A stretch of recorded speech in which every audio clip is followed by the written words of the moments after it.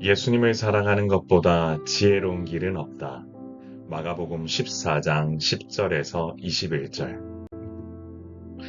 사랑하는 성도 여러분, 예수님의 제자 중 하나인 가룟 유다가 예수님을 대제사장들에게 넘길 기회를 엿보고 있었습니다. 대제사장들은 이 사실을 알고 기뻐하며 돈을 주기로 약속했습니다. 이처럼 유다는 돈에 대한 욕심 때문에 예수님을 배신하기로 마음먹습니다.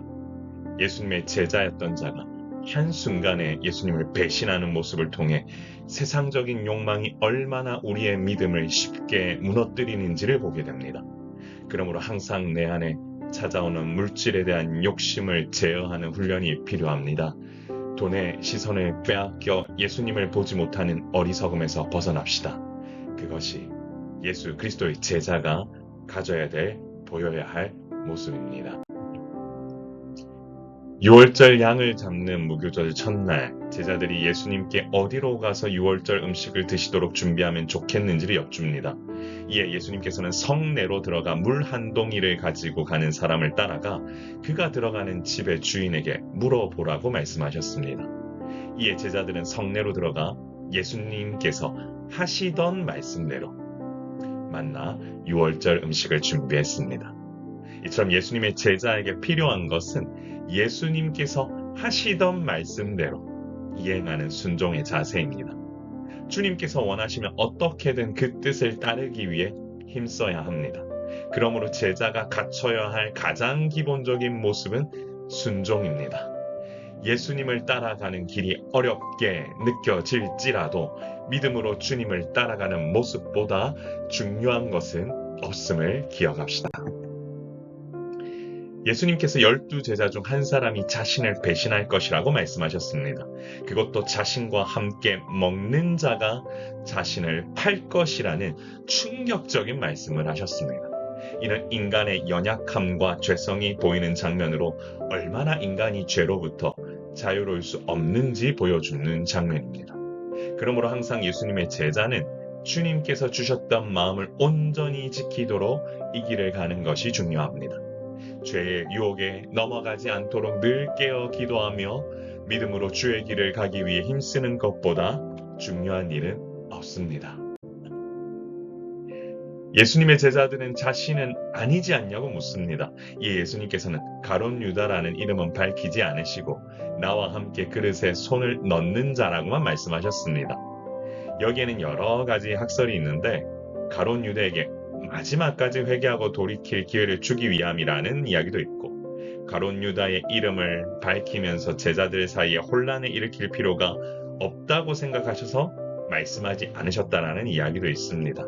또한 나와 함께 그릇을 손을 넣는 자라는 말을 통해 제자들 모두에게 자신을 돌아보고 경계하는 것이 필요하다는 것을 알리고자 하셨다라는 의견도 있습니다. 그러나 이 모든 것을 감안하고서라도 중요한 것은 인자를 파는 그 사람에게는 화가 있으리로다 라고 말씀하신 말씀입니다. 사랑하는 성도 여러분, 언제나 우리는 예수님께서 베푸셨던 사랑과 은혜를 기억하며 그분께 복 받는 길이 무엇인지 알아야 합니다. 결국 나의 어리석음으로 말미암아 주님께로부터 화를 입는 모습에서 벗어나는 것, 그것이 또한 우리가 보여야 할 모습임을 기억합시다. 사랑하는 성도 여러분, 예수님을 사랑하는 것보다 지혜로운 길은 없습니다. 사람들은 물질 앞에 자신의 연약함을 드러낼 때가 있습니다. 아무래도 경제적인 어려움에 처하는 순간 내가 하고 싶은 것들을 하지 못하는 일들이 생길 거라고 오는 두려움 때문입니다. 문제는 그런 상황 속에서 예수님을 부인하는 어리석음을 보여서는 안 된다는 것이죠. 간혹 물질에 눈이 멀어 예수님께 대한 마음을 포기하고 자기 마음대로 사는 이들이 있습니다. 그러나 이와 같은 모습은 어리석은 자들이 보이는 전형적인 모습입니다. 예수님의 제자는 이런 어리석음에 사로잡혀서는 아니 됩니다.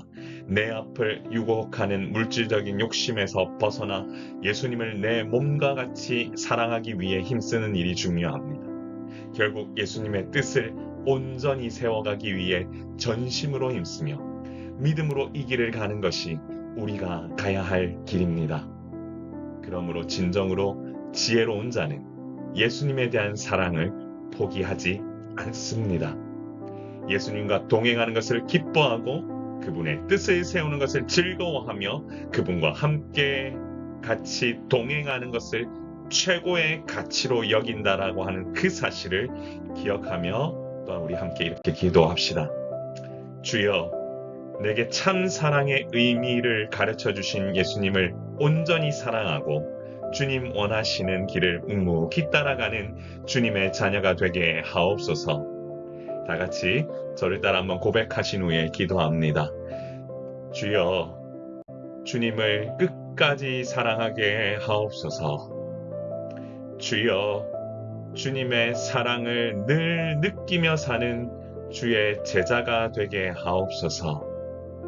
존귀하신 하나님 아버지, 오늘 이 시간도 아버지 하나님 주님 말씀 묵상하며 예수 그리스도의 제자로 어떻게 살아야 하는지에 대해 고민했습니다.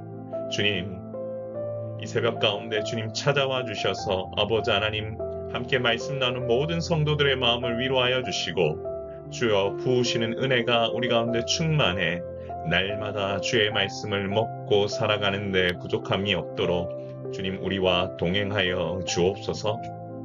하나님께서 부으시는 은혜가 우리 가운데 넘쳐나길 소원하오니 주여 매 순간 부으시는 그 은혜 가운데 살아가게 하시고 바라옵기는 주님 주신 새로운 사명을 아버지 온전히 감당하며 믿음으로 나아가는 이 길 가운데에 많은 성도들 아버지 하나님 앞에 위로를 받고 아버지 다시금 주님 사명으로 충만해 아버지 하나님 예수님의 제자다운 모습으로 살아가는 우리 모두가 되게 하여 주옵소서.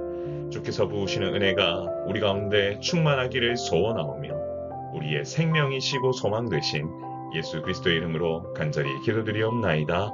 아멘. 사랑하는 성도 여러분, 매 순간 주님 은혜 가운데서 사시길 원합니다. 그리고 사랑의 샘물 교회 개척 기도회 주일 예배가 주일 오후 4시에 양재에 있는 글로벌 커뮤니티 센터에서 있습니다. 함께 모여 아버지 하나님 앞에 예배 올리고 기도하는 귀한 자리입니다. 다 같이 모이셔서 예배 함께 드리셨으면 좋겠고 또한 주님의 은혜를 느끼는 귀한 시간 되기를 소망합니다. 주일에 뵙겠습니다. 샬롬.